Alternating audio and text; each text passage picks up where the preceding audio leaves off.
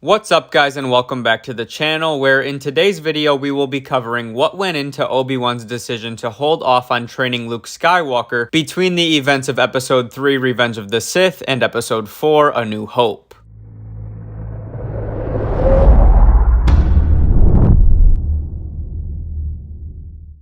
As the ramifications of Order 66 became clear, surviving Jedi Masters Yoda and Obi-Wan Kenobi decided that they had no choice but to go into hiding, both to preserve what was left of the Jedi Order and to protect the newborn Skywalker twins who had suddenly become the galaxy's last hope. Yoda would go to Dagobah, sending Leia to be raised by Senator Bail Organa, while Obi-Wan went to Tatooine, where he would watch over Luke Skywalker from afar as he was raised by his aunt and uncle, until the time was right for him to be trained in the ways of the Force. From the very beginning, Obi-Wan's plan was to train Luke Skywalker. Yoda may have believed that Leia was the better candidate, but in the end, Luke was going to be a Jedi. This was never up for debate for Obi-Wan. But the circumstances around the entire galaxy, with the Empire's ascension and Darth Vader's determination to eliminate the Jedi, particularly Obi-Wan Kenobi, made training Luke from the typical age an extremely dangerous endeavor, and one that would prove catastrophic if it failed. Failure was not an option. Luke and Leia were the galaxy's last hope, and so beginning either of their training at a time when the Empire was in hot pursuit of surviving Jedi would have been reckless. Even waiting just a few years, till Luke was maybe 5 or even 10 years old, would have been risky, and likely would have resulted in failure, as Darth Vader and his Inquisitors remained intent on finding Obi-Wan Kenobi for years and years after the Empire's rise. And so allowing Luke to grow up as a farm boy and remaining largely uninvolved with the boy's childhood meant that even if Obi-Wan was captured, Luke would be safe. And then the second roadblock for Obi-Wan, even as Luke did begin to come of age and it may have been appropriate to train him, was Uncle Owen. Owen cares deeply about Luke, and he doesn't want him to suffer his father's fate. He blames Obi-Wan for what happened to Anakin, and like most of the galaxy at this time, he doesn't believe there is much hope, if any really, that the Empire can be defeated. And even if there is, he doesn't want Luke to be a part of that. Like any good parent would be, Owen is protective over his nephew in this dangerous time. And Obi-Wan's insistence that Luke is going to be trained to spearhead a rebellion against the mighty and unbeatable Empire is scary for Owen and Beru. They do not want Luke to be a part of that. They want him to live a normal, honest life, staying as far away from the Empire as he can. Owen feels that training to become a Jedi under the Imperial regime is foolish, and even if Luke were to become a Jedi, he certainly does not trust Obi-Wan to train him. And why would he? Owen doesn't understand what goes into a Jedi's training, he doesn't understand what happened between Obi-Wan and Anakin, or what went into Anakin's fall to the dark side. He just knows that Obi-Wan was his master, and he failed miserably at training him to be the great Jedi Knight everyone believed he would be. But in the end, Obi-Wan knows what Luke means to the galaxy. One day, he will become a man who has to make his own choices about his future. And with the blood of his father pumping through his veins, surely Luke will feel the call. He will know that his destiny does not lie on the barren sands of Tatooine. And after 19 years of lying in wait, Obi-Wan receives his call to action. As the rebellion prepares to take their fight against the Empire to the next level, Bail Organa sends for the old Jedi. It is at that point that Obi-Wan knows the time has come, and the rest is history. So that's why Luke wasn't trained. For one, the timing would have been terrible. The whole point of going into hiding and separating Luke and Leia was for everyone to avoid being discovered by the Empire until a reasonable fight could actually be mounted against them.